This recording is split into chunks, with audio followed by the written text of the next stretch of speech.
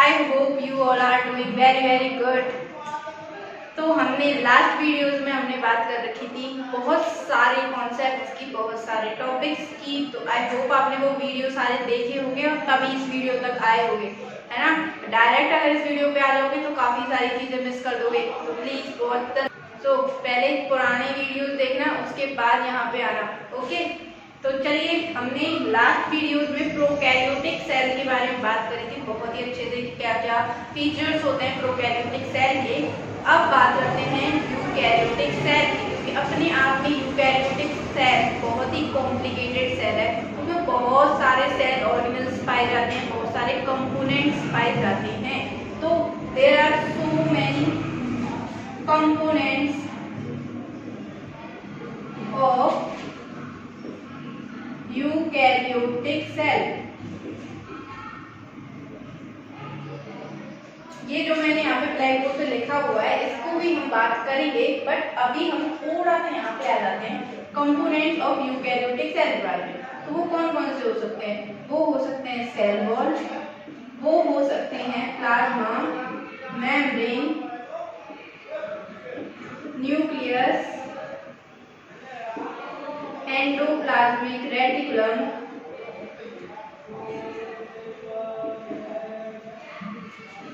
Vacuoles, Golgi bodies, lysosomes, plastids. तो देखिए, इतने सारे कंपोनेंट से बना हुआ होता है एक छोटी सी यूकैरियोटिक सेल। तो हमें वन बाय वन सारे के सारे कंपोनेंट्स को अच्छे से पढ़ना पड़ेगा। तो इस वजह से आज हम पहला लेके चल रहे हैं सेल वॉल। तो चलिए हम स्टार्ट करते हैं।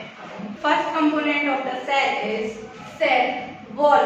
तो सेल वॉल से पता क्या चल रहा है आपको? एक दीवार, ओके, आउटर कवरिंग जो आपकी सेल के बाहर प्रेजेंट होती है। बट इसको सबसे पहले कहाँ देखा गया था? जब हमने सेल डिस्कवरी में बात करी थी कि सेल को डिस्कवर किसने किया था? रॉबर्ट हुक ने। किसमें? आपके कॉर्क ऑफ द ट्री में, मतलब जो आपकी ट्री की बार्क होती है उसमें उन्होंने सेल को डिस्कवर किया था। तो बेटा सबसे पहले इन्होंने ही सबसे पहले सेल वॉल को सीन किया था कॉर्क सेल्स में। कौन से सन में? 1665। ओके, नेक्स्ट हम बात करते हैं कि जो आपका सेल वॉल है वो यूकैरियोटिक सेल में तो होता है बट एनिमल सेल में नहीं होता, क्योंकि यूकैरियोटिक सेल तो काफी सारे सेल्स हो सकते हैं ना। जरूरी थोड़ी है कि प्लांट हो या एनिमल्स हो। जो एनिमल्स और प्लांट जितनी भी कॉम्प्लिकेटेड सेल होती हैं वो सब यूकैरियोटिक सेल में आती हैं। तो आपका जो सेल वॉल है वो सिर्फ प्लांट सेल्स में, बैक्टीरिया में और फंगी में प्रेजेंट होता है। तो ये सबसे इम्पोर्टेंट पॉइंट है। अगर आपने कल की क्लास देखी होगी तो भी हमने बात की थी plant cell and animal cell के डिफरेंस की। तब भी मैंने ये कहा था कि it is the most important difference between plant and animal cell. Next point, it is thick non living rigid permeable covering made up of cellulose. तो आपका जब कल डायग्राम हमने बनाया था प्लांट सेल का, तो मैंने उसमें जो सेल वॉल थी वो थोड़ी सी कैसे बनाई थी? थिक बनाई थी। तो ये एक थिक वॉल होती है। क्यों? क्योंकि इसका काम तो प्रोटेक्शन होता है। तो प्रोटेक्शन होने के लिए इसको खुद को भी तो मजबूत होना पड़ेगा ना। बिना मजबूत हुए वो औरों को कैसे प्रोटेक्शन देगी? तो इस वजह से वो कैसी होती है? थिक होती है, नॉन लिविंग होती है। वो लिविंग तो नहीं होती है, बट हाँ ये नहीं कहोगे कि हाँ भाई अगर वो नॉन लिविंग होती है तो वो ग्रो कैसे कर पाती है? वो वैसे मेटाबॉलिक एक्टिविटीज उसमें एक्टिव होती है। मतलब मेटाबॉलिक एक्टिविटीज सेल की वॉल में होती रहती है, इस वजह से वो ग्रो तो कर सकती है बट वो अपने आप में एक नॉन लिविंग कंपोनेंट होता है। नेक्स्ट आपका रिजिड मतलब वो बिल्कुल स्मूथ नहीं होती, थोड़ी सी खुरदुरी जैसी होती है, रफ जैसी सरफेस होती है, इस वजह से उसको कहते हैं रिजिड। तो सेल वॉल क्या कंसिस्ट करता है? एक रिजिडिटी कंसिस्ट करके रखती है। Next it is permeable. Permeable का मतलब जैसे कि हमने प्लाज्मा मेम्ब्रेन को कहा था सेलेक्टिवली परमिएबल। तो परमिएबल का मतलब होता है कि इसमें से आराम से बाहर के कंपोनेंट्स अंदर आ सकते हैं, अंदर के कंपोनेंट बाहर जा सकते हैं। तो ये फॉरेन पार्टिकल्स के लिए या फिर एसेंशियल कंपोनेंट्स के लिए एक परमिएबल मेम्ब्रेन की तरह काम करती है। तो आपके जो प्रोडक्ट्स होंगे, जो एसेंशियल कंपोनेंट्स होंगे, वो इजीली सेल वॉल के थ्रू ट्रांसफर हो सकते हैं। ये होता है आपका परमिएबल का मतलब। Next it is made up of cellulose. तो सेलुलोज से बनी हुई होती है आपकी सेल वॉल। अब now what is cellulose? Cellulose is a type of carbohydrate, और वो भी कौन सा कार्बोहाइड्रेट? Polysaccharide carbohydrate. तो ये कार्बोहाइड्रेट के 3 टाइप्स होते हैं, मोनोसैकेराइड, पॉलीसैकेराइड एंड ओलिगोसैकेराइड। तो कार्बोहाइड्रेट्स के टाइप्स को हम आगे एक बायोमोलिक्यूल्स नाम का चैप्टर आएगा, उसमें हम और अच्छे से देख लेंगे। अभी के लिए आप नाम याद रख सकते हो कि कार्बोहाइड्रेट का एक टाइप होता है पॉलीसैकेराइड। तो cellulose is a polysaccharide and आपकी जो सेल वॉल होती है वो प्लांट्स में सेलुलोज की बनी हुई होती है, राइट। इसके बाद आ जाते हैं इसका फंक्शन, जो मैंने काफी बार बताया है कि प्रोटेक्शन प्रोटेक्शन प्रोटेक्शन एक तरीके से प्लांट को स्ट्रेंथ प्रोवाइड करवाता है। स्ट्रेंथ बोले तो मजबूती प्रोवाइड करवाता है कि भाई तू अपनी सुरक्षा खुद अपने आप कर, मैं तुझे सुरक्षा प्रोवाइड करूंगा, मैं तुझे एक तरीके से स्ट्रेंथ प्रोवाइड करूंगा।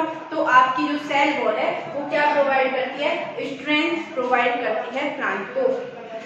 नेक्स्ट पॉइंट जो मैंने अभी थोड़ी देर पहले बोला था कि वो जो सेल वॉल है वो अपने आप में एक नॉन लिविंग कंपोनेंट है, बट उसमें मेटाबॉलिक एक्टिविटीज होने के कारण वो मेटाबॉलिकली एक्टिव होती है, जिसकी वजह से वो अपनी ग्रोथ कर पाती है, right. Next point is it is made up of peptidoglycan in bacteria. तो देखिए यहाँ पे हमने बात करी कि किस में प्रेजेंट होती है? प्लांट सेल में प्रेजेंट होती है, बैक्टीरिया में प्रेजेंट होती है एंड फंगी में प्रेजेंट होती है। तो आपकी जो प्लांट सेल है उसमें तो किसकी बनी हुई होगी? सेलुलोज की बनी हुई होती है। अब नेक्स्ट आपके प्लांट्स में किसकी बनी हुई होती है बेटा? ये पेप्टिडोग्लाइकेन, बहुत ही एसेंशियल कंपोनेंट होता है बैक्टीरियल सेल की सेल वॉल का। अब ये पेप्टिडोग्लाइकेन किसका बना हुआ होता है? ये होता है पेप्टाइड, और ये ग्लाइकेन मतलब शुगर्स। पेप्टाइड बोले तो पॉलीमर्स ऑफ अमीनो एसिड्स, ठीक है, ये यहाँ पे sugars. Peptidoglycan is a component which is made up of peptide and sugar. ये किस में प्रेजेंट होते हैं? Bacteria and blue green algae में। नेक्स्ट आ जाते हैं फंगी में। फंगी में ये किसकी बनी हुई होती है बेटा? काइटिन। तो काफी बार क्वेश्चनों में पूछा जाता है कि आपकी बैक्टीरिया में जो सेल वॉल होती है वो किसकी बनी हुई होती है? तो आंसर क्या हो जाएगा? पेप्टिडोग्लाइकेन। आपका फंगी में जो होता है सेल वॉल वो किसकी बनी हुई होती है? वो होती है काइटिन। एंड प्लांट सेल्स में सेल वॉल किसकी बनी हुई होती है? सेलुलोज। तो ये हुई आपकी सेल वॉल से रिलेटेड बहुत ही बेसिक इंफॉर्मेशन। अब हम थोड़ा सा इसके आगे चलते हैं। अब अगर हम सेल वॉल में और थोड़ा सा डिटेल में पढ़ें और थोड़ा सा आगे जाएं तो हम देखेंगे कि जो सेल वॉल है वो 2 पार्ट्स में डिवाइड होती है। पहली होती है primary cell wall, secondary okay. Cell divide होती है 2 पार्ट्स में, पहला primary cell wall and second है सेकेंडरी सेल वॉल। अगर हम प्राइमरी सेल वॉल की बात करें तो ये आपका क्या होता है बेटा? सेलुलोज से बना हुआ, जो हमने पहले सेल वॉल में बात कर रखी है, ठीक है। ये आपका cemented through thin layer middle lamella. तो आपकी जो जैसे ये मान लो एक सेल है, अब इसके ऊपर ये जो आउटर कवरिंग है ये हो गई सेल वॉल। अब सेल वॉल हमने बात करी ये थोड़ी सी थिक होती है, तो ये थिक क्यों होती है? क्योंकि ये 2 लेयर से अपने आप में 2 लेयरों से बनी हुई होती है, primary cell wall and secondary cell wall, ठीक है। अब यहाँ पे जो प्राइमरी सेल वॉल है उनके बीच में एक, जैसे हम ब्रिक के बीच में, ईंटों के बीच में सीमेंट नहीं लगाते, उस तरीके से प्राइमरी सेल वॉल के बीच में एक सीमेंटेड लेयर होती है, सीमेंटेड लेयर। इसको क्या कहते हैं? Middle lamella. नेक्स्ट आते हैं कि ये प्रेजेंट कहाँ होती है? तो ये होती है मेरिस्टेमेटिक सेल्स में, जो आपकी ग्रोथ सेल्स होती हैं। जितनी भी आपके टिश्यूज होते हैं, आपकी सेल्स होती हैं प्लांट्स की, वो ग्रो किसकी वजह से कर पाती हैं? आपकी मेरिस्टेमेटिक सेल्स की वजह से, क्योंकि ये होती हैं आपकी हर एक जो प्लांट का पार्ट होता है उसके टिप्स पे प्रेजेंट होती है, जैसे कि लीफ टिप हो गई, स्टेम की टिप हो गई, रूट टिप हो गई। और प्लांट तो हमेशा टिप की तरफ से ही ग्रो करता है, तो meristematic cells helps in growth of the plant cells. वो होती हैं आपकी मेरिस्टेमेटिक सेल्स। नेक्स्ट आ जाए तो फोटोसिंथेसाइजिंग सेल्स, आपकी ऐसी सेल्स जो फोटोसिंथेसिस में मदद करती हैं वो आपकी कहलाती हैं फोटोसिंथेसाइजिंग सेल्स। वहाँ पे भी क्या प्रेजेंट होती है आपकी प्राइमरी सेल वॉल। नेक्स्ट इनका फंक्शन क्या होता है, स्ट्रेंथ एंड प्रोटेक्शन प्रोवाइड करना, जो आपकी सेल वॉल का मेन इंपॉर्टेंट फंक्शन है कि प्लांट सेल को प्रोटेक्शन और स्ट्रेंथ प्रोवाइड करवाता है। नेक्स्ट आ जाते हैं कि इसका जो नेचर होता है वो कैसा होता है, परमेबल होता है। परमेबल मतलब कि ये परमिशन दे देती है सॉल्यूट एंड सॉल्वेंट मॉलिक्यूल्स को कि वो क्या कर सकें, मूव कर सकें सेल वॉल के आर पार। तो परमेबल का मतलब ये होता है कि वो किसी भी स्पेसिफिक मॉलिक्यूल्स को ही परमिशन नहीं देगी कि भाई सिर्फ सॉल्यूट के अंदर जाओ या सॉल्वेंट अंदर जाओ। वो एक सॉल्यूशन के, अब सॉल्यूट मतलब समझते हो ना, सॉल्वेंट और सॉल्यूट मतलब जो चीज हम सॉल्वेंट में डाल रहे हैं, जैसे कि आपका जो लार्ज अमाउंट ऑफ सबस्टेंस वो हो गया आपका सॉल्वेंट, जैसे कि पानी। अब पानी में आपको जा रहा है चीनी, तो चीनी क्या हो गई आपकी सॉल्यूट। तो सॉल्यूट और सॉल्वेंट मॉलिक्यूल्स दोनों को ही परमिशन दे दे वो वॉल आपकी क्या कहलाती है, सेल वॉल। सेल वॉल का भी कौन सा वाला part, primary cell wall. Secondary हम बात करें सेकेंडरी सेल वॉल की, तो सेकेंडरी सेल वॉल मेनली आपकी मेड अप ऑफ होती है डेड सेल से। नेक्स्ट ये कहाँ प्रेजेंट होती है आपकी जाइलम में, कॉर्क में एंड स्क्लेरेनकाइमा में। क्योंकि देखो जाइलम खुद अपने आप में नॉन लिविंग सेल्स होती हैं, कॉर्क पूरी की पूरी डेड सेल्स होती हैं। जब हमने डिस्कवरी में पढ़ा हुआ है कि रॉबर्ट हुक ने डेड सेल्स को डिस्कवर किया था, तो वो कॉर्क में ही तो डिस्कवर किया था। नेक्स्ट स्क्लेरेनकाइमा ऐसी सेल्स होती हैं जो एक मजबूती प्रोवाइड करवाती है किसी भी सेल को। जैसे आपने नारियल का खोखला देखा होगा, ठीक है, नारियल बाहर से कितना हार्ड होता है उसका हस्क, तो वो हार्डनेस किसकी वजह से आती है, वो आती है स्क्लेरेनकाइमा सेल्स की वजह से। नेक्स्ट इसका नेचर कैसा होता है, पोरस एंड इनपर्मिएबल। अब ये जो इसका नेचर है वो इनपर्मिएबल है, इसका मतलब ये है कि सॉल्यूट और सॉल्वेंट दोनों को ही अपने आर पार नहीं जाने देगी सेकेंडरी सेल वॉल। ये बनी हुई होती है लिग्निन एंड सुप्रिन की वजह से। ये दो कंपोनेंट्स होते हैं सेकेंडरी सेल वॉल के कंपोनेंट, जो जिसकी वजह से ही ये सेल कैसी हो जाती है, इम्परमिएबल। लास्ट है आपका सेकेंडरी सेल वॉल। अब इसको हम डायग्राम से समझते हैं कि ये प्लाज्मोडेस्माटा है क्या। देखो ये मान लो ऐसी कोई सेल बनी हुई है, अब ये ऊपर सेल वॉल, इन सेल वॉल पे एक छोटा सा टाइनी सा पोर बना हुआ है, एक छोटा सा टाइनी सा पोर बने हुए हैं अलग अलग सेल्स में। इन्हीं पोर्स को क्या कहते हैं, प्लाज्मोडेस्माटा। ये चीज समझ में आई कि आपकी जो सेल वॉल से छोटे छोटे से पोर्स आपके अटैच हुए होते हैं उनको कहते हैं प्लाज्मोडेस्माटा।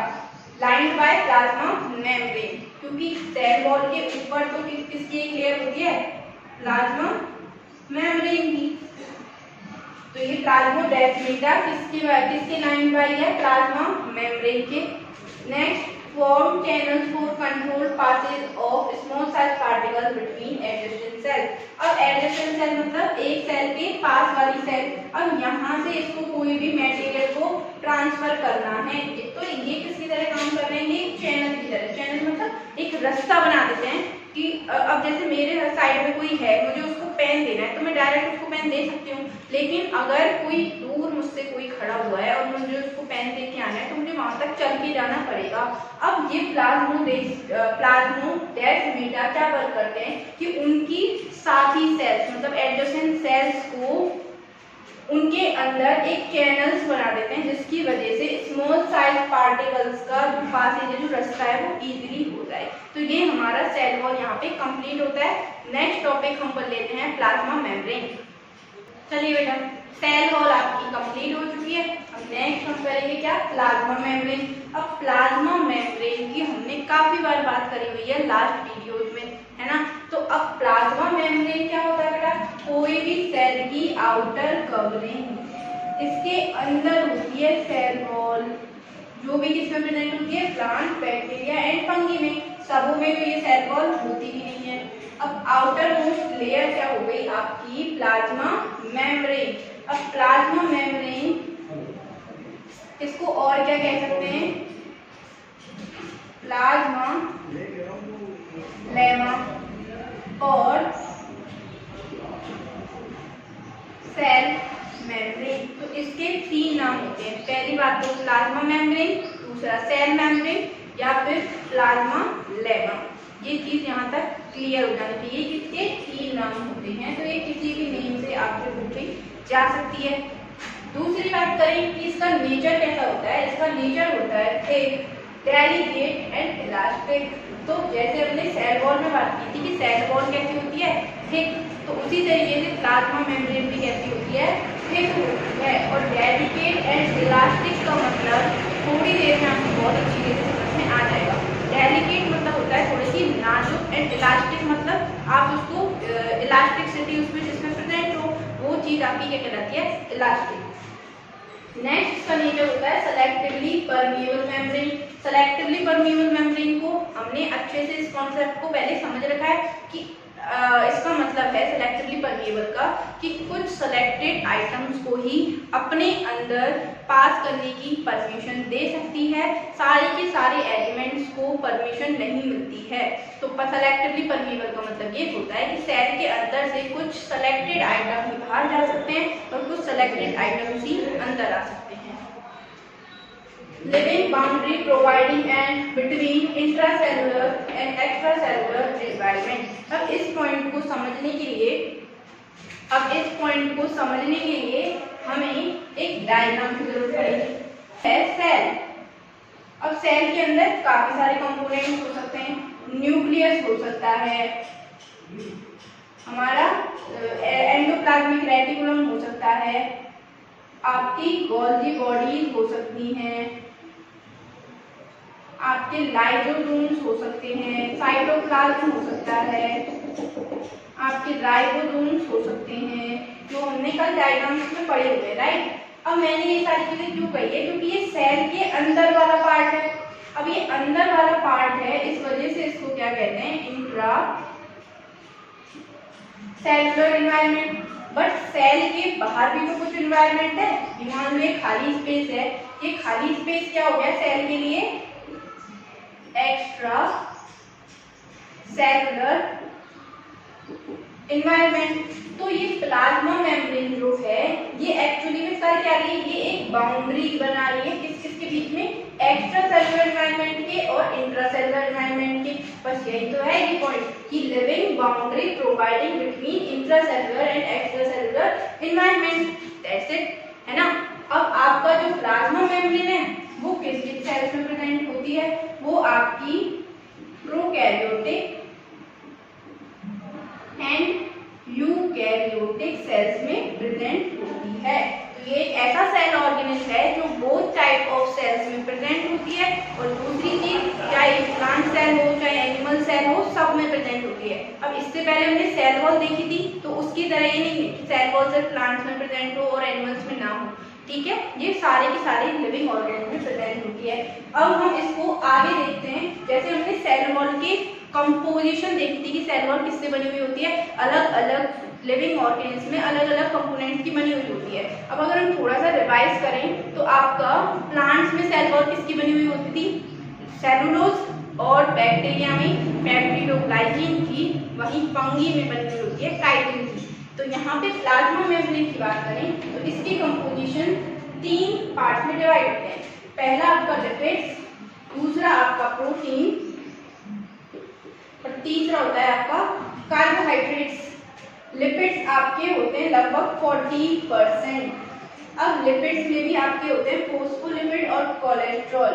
तो फॉस्फोलिपिड मतलब phosphate plus lipid molecule, and cholesterol भी एक बहुत ही अच्छा फैट होता है जिसकी वजह से प्लाज्मा मेम्ब्रेन क्या हुई होती है, बनी हुई होती है।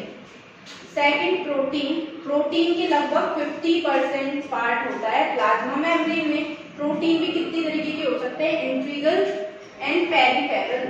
इंट्रीगल को बोल सकते हैं इंट्रिंसिक प्रोटीन, पेरिफेरल को बोल सकते हैं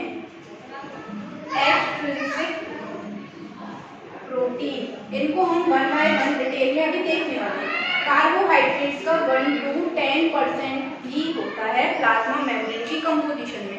पहली चीज तो ये क्लियर होनी चाहिए। अब हम वन बाय वन देखते हैं कि लिपिड्स का क्या रोल होता है, प्रोटीन का क्या रोल होता है एंड कार्बोहाइड्रेट्स का क्या रोल होता है। तो प्लाज्मा मेम्ब्रेन को समझने के लिए बाद में एक मॉडल आया जिसका नाम था फ्लूइड मोज़ेक मॉडल। तो इस मॉडल के बाद पूरी प्लाज्मा मेम्ब्रेन की हिस्ट्री बदल गई और उसको समझने के लिए कभी कोई दिक्कत नहीं आई।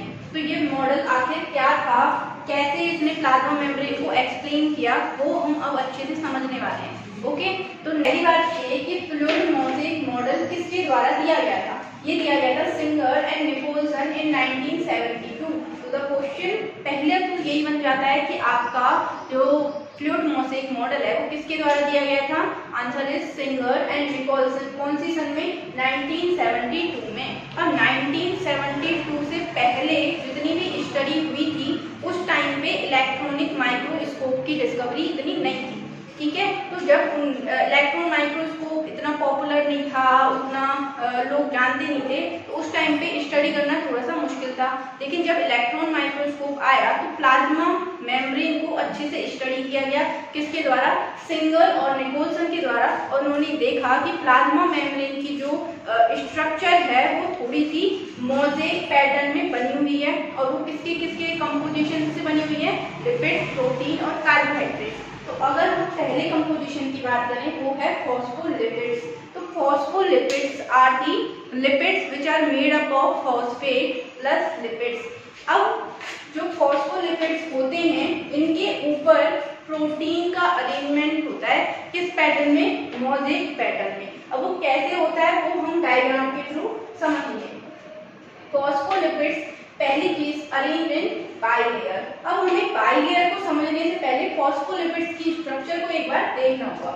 तो ये मान लो आपका फैट मॉलिक्यूल है जो किसका बना हुआ है? आपका फॉस्फेट का प्लस ग्लिसरॉल का। अब नीचे ये दो क्या हैं? 2 फैटी एसिड्स। तो ये किसकी स्ट्रक्चर है? आपकी फॉस्फोलिपिड की। ओके, तो यहाँ पे ये वाला अपर वाला पार्ट इसको कहते हैं हेड और इसको कहते हैं टेल। ये टेल किसको रिप्रेजेंट कर रही है? आपकी फैटी एसिड्स को। और हेड वाला पार्ट आपका किसको रिप्रेजेंट कर रहा है? फॉस्फेट प्लस ग्लिसरॉल को। नाउ सेकंड थिंग इज जो हेड वाला पार्ट है ये है आपका हाइड्रोफिलिक एंड ये है आपका हाइड्रोफोबिक। ये टर्म आपने कहीं ना कहीं पहले जरूर सुने होंगे। फोबिक का मतलब होता है डर और हाइड्रो का मतलब होता है वाटर। तो जो आपका टेल वाला पार्ट है वो कैसा है? वो पानी से डरा हुआ रहता है, हाइड्रोफोबिक है। जबकि आपका हाइड्रोफिलिक पार्ट इज लाइक ठीक है भाई चलो पानी में, ठीक है हमें कोई दिक्कत नहीं है पानी से। तो ये कैसा होता है? आपका हाइड्रोफिलिक पार्ट होता है। अब जब इसने ये कहा है अरेंजमेंट बाय लेयर, तो इसकी अरेंजमेंट कैसे होती है वो भी हमें एक बार देखनी पड़ेगी। ये तो हमने क्या देखा है? एक फॉस्फोलिपिड की स्ट्रक्चर को देखा है कि हेड होता है, टेल होता है और हेड जो होता है वो हाइड्रोफिलिक होता है और हाइड्रोफोबिक कैसा होता है? आपका टेल वाला पार्ट, फैटी एसिड वाला पार्ट आपका हाइड्रोफोबिक होता है। तो इसकी जो अरेंजमेंट होती है वो कैसी होती है? By layer. तो बाय लेयर का मतलब कि जो इसकी अरेंजमेंट है वो 2 लेयर्स में होगी।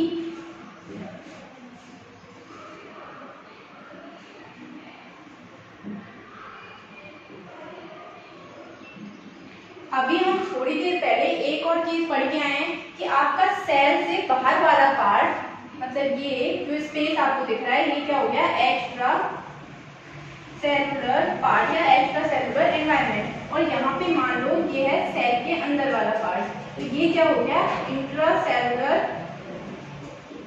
एनवायरनमेंट। That's it. अब बात आती है कि भाई ये हेड वाला पार्ट है और ये टेल वाला पार्ट है। तो टेल वाला पार्ट एक्स्ट्रा सेलुलर जो आपका एनवायरनमेंट है इसमें क्या है? आपका मोस्टली वाटर ही होता है। ठीक है, हमारी बॉडी में 72% या 71% क्या होता है? वाटर होता है। तो यहाँ पे एक्स्ट्रा सेलुलर आपके एनवायरनमेंट में क्या पाया जाएगा? आपका वाटर। जो आपका हेड वाला पार्ट है वो किसकी तरफ है, एक्स्ट्रा सेलुलर एनवायरनमेंट के पास, ठीक है। और आपका टेल वाला पार्ट है वो अंदर की साइड है। तो ये है, इस तरीके से इसकी अरेंजमेंट है।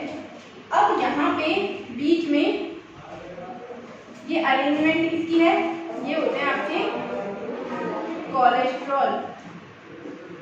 ये फैटी एसिड्स की लेयर बाई लेयर की फॉर्म में अरेंजमेंट है। एंड यहाँ पे जो बाई लिपिड्स के बीच में आपके छोटा छोटा सा स्पेस है, यहाँ पे क्या होंगे आपके कोलेस्ट्रॉल। ये आपको यहाँ पे ऐसे दिखाई देते हैं, कहीं भी हो सकते हैं, ठीक है। ये वाला पार्ट आपका पानी से पास होता है, ये वाला पार्ट आपका पानी से दूर होता है। तो इसकी ये अरेंजमेंट क्या दर्शाती है, ये है आपकी बाई लेयर। तो आई होप आपको यहाँ तक तो ये चीज समझ में आई होगी। नेक्स्ट है semi permeable force O2 and CO2 gas. अब O2 और CO2 बहुत ही स्मॉल मॉलिक्यूल्स होते हैं। ये कैसे होते हैं, स्मॉल मॉलिक्यूल्स। तो देखिए ये कितने पास पास पास पास अरेंज्ड है ना। तो ये ना सिर्फ और सिर्फ O2 और CO2 जैसे छोटे छोटे मॉलिक्यूल्स को अपने अंदर एंट्री करने की परमिशन दे देते हैं। बट अगर बात आती है लार्ज मॉलिक्यूल्स की, जैसे कि ग्लूकोज हो गया, शुगर्स हो गया, उनको ये अंदर अपने अंदर परमिशन नहीं दे सकता। परमिशन नहीं दे सकता मतलब ये एंट्री ही नहीं दे सकता लार्ज मॉलिक्यूल्स को। एग्जाम्पल हो गए आपके ग्लूकोज और शुगर्स को। पर छोटे छोटे से मॉलिक्यूल्स इजीली ट्रांसफर हो सकते हैं। मतलब एक्स्ट्रा सेलुलर एनवायरनमेंट से इंट्रा सेलुलर एनवायरनमेंट में छोटे छोटे मॉलिक्यूल्स को ये अपने अंदर आने की परमिशन दे सकती है। पर ये बड़े वाले जो मॉलिक्यूल्स होते हैं वो कैसे एंट्री करते हैं, उसको भी हम थोड़ी देर बाद अभी देखने वाले हैं। Water can pass bye diffusion. Water भी यहाँ पे इजीली डिफ्यूजन के थ्रू अंदर आ सकता है। किसके अंदर, फॉस्फोलिपिड्स के अंदर। अब हम प्रोटीन को देखने वाले हैं। तो अभी तक हमने देखा था अरेंजमेंट ऑफ फॉस्फोलिपिड लेयर, है ना। नाउ अब हम देखेंगे प्रोटीन के अरेंजमेंट को। तो मैंने अभी इससे पहले जब फैट की बात की थी, मतलब लिपिड्स की लेयर की बात की थी, तो मैंने क्या कहा था कि प्रोटीन जो होते हैं वो लिपिड के ऊपर एक मोज़ेक की फॉर्म में प्रेजेंट होते हैं। तो अगर हम पहले डायग्राम को बाद में समझें, पहले हम इस चीज़ को समझते हैं कि प्रोटीन जो होता है वो 50% हिस्सा होता है प्लाज्मा मेम्ब्रेन का। ये दो तरीके के हो सकते हैं, एक हो सकता है इंट्रिंसिक, एक हो सकता है आपका एक्सट्रिंसिक। इंट्रिंसिक को इंट्रिगल प्रोटीन्स भी कह सकते हैं और एक्सट्रिंसिक को पेरिफेरल प्रोटीन्स भी कह सकते हैं। ये वाला पार्ट हम डायग्राम के थ्रू समझेंगे। तो पहले हम दोबारा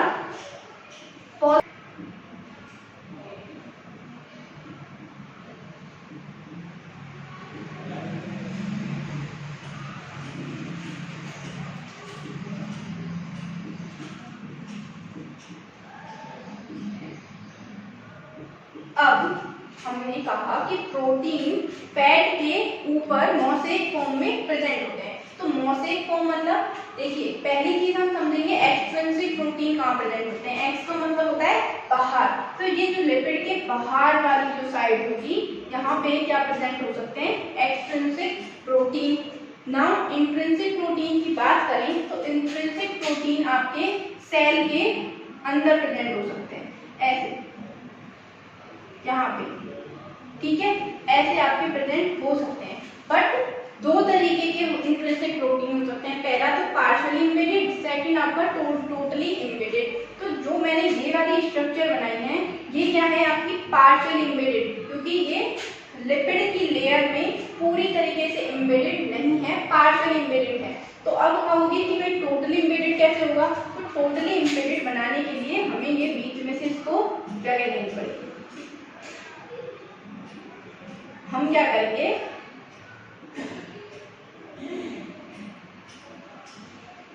ये हो गया आपका इंट्रिंसिक प्रोटीन। तो ये क्या हो गया आपका इंट्रिंसिक प्रोटीन। ये आपकी क्या हो गई एक्सट्रिंसिक। तो ये चीज थोड़ी सी समझ में आई होगी कि ये हमारा क्या हो गया बायलिपिड लेयर, जो हमने पहले पढ़ लिया। अब बाइलिपिड लेयर के बाद जो इसके बाहर की तरफ प्रेजेंट हो उसको कहेंगे एक्सट्रिंसिक प्रोटीन। अब इंट्रिंसिक प्रोटीन होते हैं दो तरीके के, partially embedded and totally embedded. मतलब या तो वो बाइलिपिड लेयर के अंदर पार्शियली इम्बेडेड होंगे, धसे हुए होंगे, या फिर वो पूरी तरीके से अपना स्पेस बना के पूरी तरीके से इसमें धसे हुए होंगे। तो अब इनका फंक्शन क्या होगा, देखो बाइलिपिड लेयर की बात करें, हमने पहले बात कर रखी है कि ये बड़े मॉलिक्यूल्स को पास करने के लिए जगह नहीं देता। हाँ, छोटे molecules O2 CO2 easily pass हो जाते हैं। तो अब बड़े मॉलिक्यूल्स कैसे पास होंगे, जैसे कि यहाँ पे कोई भी ग्लूकोज पार्टिकल आया, सबसे पहले वो पड़ा इस पे, यहाँ बाइलिपिड लेयर पे।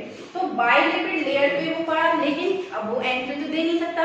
तो यहाँ पे क्या हो जाएगा, जैसे ही उस पे ग्लूकोज का पार्टिकल आएगा, क्योंकि उसकी जो बिहेवियर होता है वो कैसा होता है, इलास्टिक एंड डेलिकेट। ये हमने पहले बात की हुई है। तो इलास्टिक एंड डेलिकेट का मतलब कि जैसे ही उस पे कोई भी हैवी चीज आई, अब ग्लूकोज और शुगर जैसे मॉलिक्यूल्स तो उसके लिए हैवी हो गए ना, तो वो क्या करेंगे, थोड़े से स्कैटर हो जाएंगे, ऐसे हिल जाएंगे। स्कैटर मतलब अपनी जगह से वो थोड़े से हिल जाएंगे, ठीक है, स्कैटर हो गए, लेकिन वापस पे वो फिर रीअरेंज हो जाएंगे, लेकिन उसको ग्लूकोज को एंट्री नहीं देंगे। जैसे कि मान लो कोई चीज टकराई, ये जैसे स्कैटर्ड हो गई, वो फिर से अपनी जगह पे ऐसे आ गई, ठीक है। तो अब क्या होगा, ये तो भाई जाने नहीं दे रहा, तो अब ये वाले ग्लूकोज पार्टिकल्स इसके ऊपर आए, इंट्रिंसिक प्रोटीन के ऊपर। तो ये क्या हो गया, एक रास्ता, इंग्लिश में बोले तो चैनल। तो इंट्रिंसिक प्रोटीन आपके किसकी तरह वर्क करेंगे, एक चैनल की तरह वर्क करेंगे for passage of large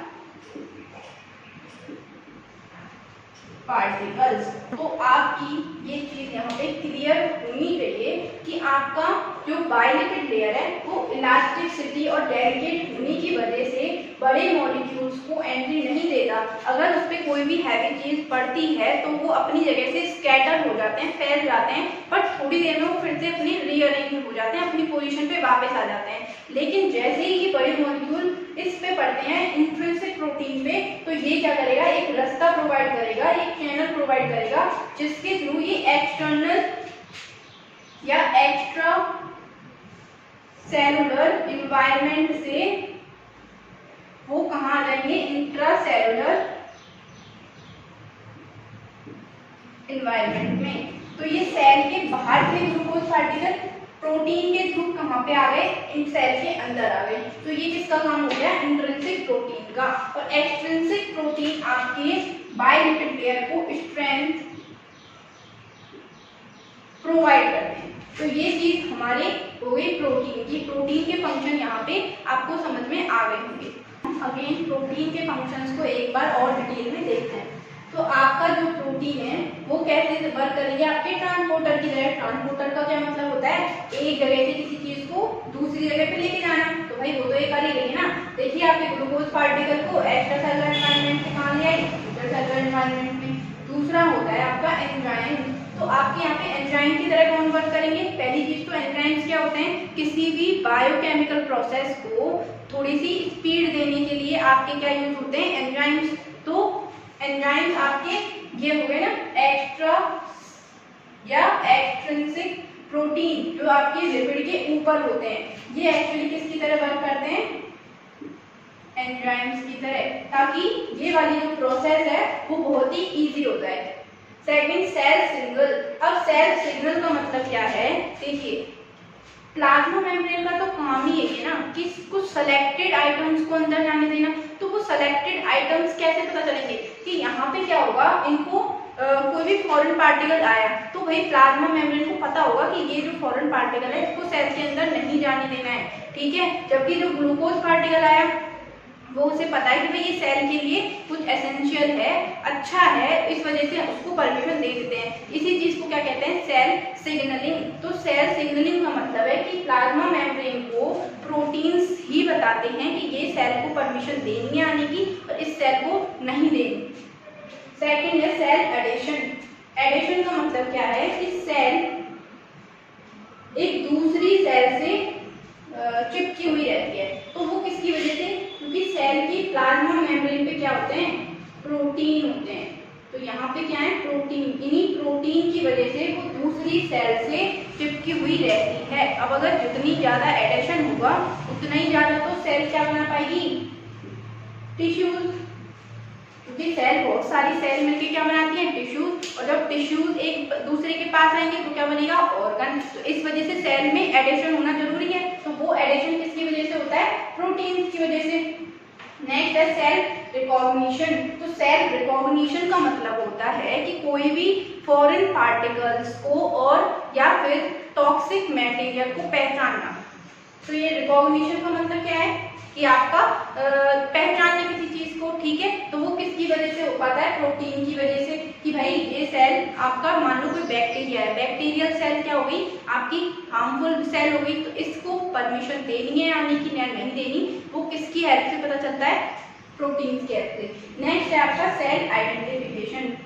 identification मतलब हर सेल की एक आइडेंटिटी होती है। अब हमारी आइडेंटिटी क्या है, आधार कार्ड हो गया, वोटर कार्ड हो गया, इससे हमारी पहचान होती है। उसी तरीके से हमने कहा भाई ये एसेंशियल कंपोनेंट है, इसको अंदर आने दो, लेकिन वो कैसे पता चलेगा कि एसेंशियल कंपोनेंट क्या है, तो उसकी भी कुछ आइडेंटिटी होती है। वो आइडेंटिटी कौन पहचानता है, प्रोटीन पहचानता है। जैसे फॉर एग्जांपल ग्लूकोज पार्टिकल है, ग्लूकोज पार्टिकल आया, उसने ये देखा कि हाँ भाई, उसने आइडेंटिफाई किया कि ये तो हमारी बॉडी की सेल है, ये तो हमारे काम आने वाली है, चलो इसको एंट्री दे देते हैं, दे दी। अब मान लो बैक्टीरिया सेल आई, फिर उसने उसको रिकॉग्नाइज किया, उसने कहा नहीं ये हमारी बॉडी की सेल नहीं है, ये हमारी बॉडी के बाहर से कहीं से आई है और हमें नुकसान पहुंचा सकती है। तो उसको क्या किया, उसको रिकॉग्नाइज किया एंड उसे सेल के अंदर आने की परमिशन नहीं दी। तो ये सारे के सारे फंक्शंस किसके हैं, प्रोटीन के। आप बेटा साथ साथ आप नोट्स बनाते चलना, क्योंकि ये बहुत ही इंपॉर्टेंट टॉपिक्स हैं जिनको आप बिल्कुल भी स्किप नहीं कर सकते।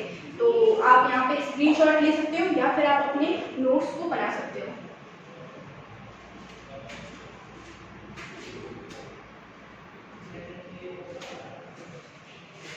नेक्स्ट आते हैं आपके कार्बोहाइड्रेट्स। कार्बोहाइड्रेट्स प्लाज्मा मेम्ब्रेन का कितना परसेंट बनाता है, 1 to 10%। ये कितने तरीके के हो सकते हैं, 2 तरीके के, लाइपोलिपिड्स एंड लाइको प्रोटीन्स। देखिए नाम से ही पता चल रहा है, ऐसे कार्बोहाइड्रेट जो किससे अटैच हो, लिपिड से अटैच हो, वो क्या कहलाएंगे आपके कार्बोहाइड्रेट्स, सॉरी लाइकोलिपिड्स। एंड ऐसे कार्बोहाइड्रेट जो किससे अटैच हो, प्रोटीन से अटैच हो, वो आपके क्या कहलाएंगे, लाइकोप्रोटीन्स। इनका मेन फंक्शन होता है सेल आइडेंटिफिकेशन। सेल आइडेंटिफिकेशन वही कि हर किसी की अपनी आइडेंटिटी होती है, ठीक है। अब अपनी आइडेंटिटी, जैसे हमारी आइडेंटिटी होती है आधार कार्ड, वोटर कार्ड, उसी तरीके से हर सेल की भी आइडेंटिटी होती है। फॉर एग्जांपल हमारी बॉडी की सेल है ग्लूकोज, तो ग्लूकोज आया, ठीक है, बायोलिपिड लेयर पे, तो उसने क्या किया, पहचाना कि अरे हाँ भाई ये तो हमारी ही सेल है। तो वो किसकी वजह से पहचाना, कार्बोहाइड्रेट की वजह से। कार्बोहाइड्रेट ने पहचाना कि हाँ ये तो हमारी बॉडी की सेल है, चलो चलो इसको अंदर आने देते हैं। अब वही बैक्टीरियल सेल आया, तो बैक्टीरियल सेल को क्या कहा कि नहीं ये हमारी बॉडी की सेल नहीं है, तो इसको हम बाहर ही रहने देते हैं। तो हर सेल की अपनी आइडेंटिटी होती है। इसी की वजह से प्लाज्मा मेम्ब्रेन को सेलेक्टेड आइटम्स को ही अंदर आने की परमिशन देता है। तो वो कैसे देता है, वो सेलेक्टेड आइटम पता कैसे चलते हैं कि हमारे लिए एसेंशियल हैं कि नहीं है, तो वो किसकी वजह से पता चलते हैं, कार्बोहाइड्रेट की वजह से।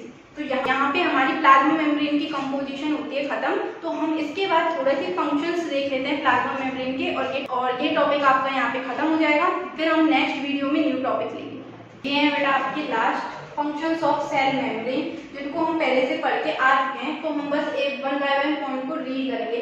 पहला सेलेक्टिवली परमेबल मेम्ब्रेन, वही क्या सेलेक्टेड आइटम्स को ही एंटर करने की परमिशन देता है प्लाज्मा मेम्ब्रेन। सेकंड आपका कम्युनिकेशन, तो एक सेल दूसरे सेल से कम्युनिकेट कैसे कर सकती है, आपकी प्लाज्मा मेम्ब्रेन के थ्रू। कम्युनिकेट बोले तो क्या इस सेल को कौन से कंपोनेंट्स की नीड है, कैसे आपस में वो लोग इंटरेक्ट कर सकते हैं, तो वो किसकी वजह से करते हैं, सेल मेम्ब्रेन की वजह से करते हैं। तो इसका मतलब आपका जो कम्युनिकेशन है वो किसकी वजह से हो रहा है, प्लाज्मा मेम्ब्रेन की वजह से। थर्ड आपका रिकॉग्निशन, सेल कौन सा सेल आपकी बॉडी के लिए अच्छा है और कौन सा सेल आपकी बॉडी के लिए अच्छा नहीं है, वो रिकॉग्निशन भी सेल मेम्ब्रेन की वजह से होता है। लास्ट आपका शेप ऑफ द सेल, आपके सेल को एक अच्छी शेप कौन प्रोवाइड करता है, प्लाज्मा मेम्ब्रेन, क्योंकि ये तो आउटर मोस्ट लेयर होती है, इस वजह से इसी की वजह से किसी सेल की शेप डिसाइड होती है। लास्ट आपका एंकरिंग, एंकरिंग मतलब जो हम अभी पढ़ गए हैं ना, एक सेल दूसरी सेल के साथ अटैच होती है। तो ये अटैच किसकी वजह से है? प्लाज्मा मेम्ब्रेन की वजह से। तो ये इनके बीच में जो एडेशन होता है, इनकी वजह से जो सेल्स हैं वो आपस में जुड़ी रहती हैं और जुड़ के क्या बनाती हैं? टिश्यूज, और उसके बाद ऑर्गन, उसी को क्या कहते हैं हम? मेम्ब्रेन। तो यहाँ पे पूरा cell wall and plasma membrane topic जो होता है वो खत्म होता है। हम आगे आने वाले टॉपिक्स में और भी कंपोनेंट्स ऑफ द सेल को पढ़ेंगे। अगर आपको ये वीडियो अच्छा लगा हो तो please hit the like button and subscribe करना बिल्कुल ना भूलें इस चैनल को। हमें आपके सपोर्ट की बहुत ज़्यादा ज़रूरत है। Thank you.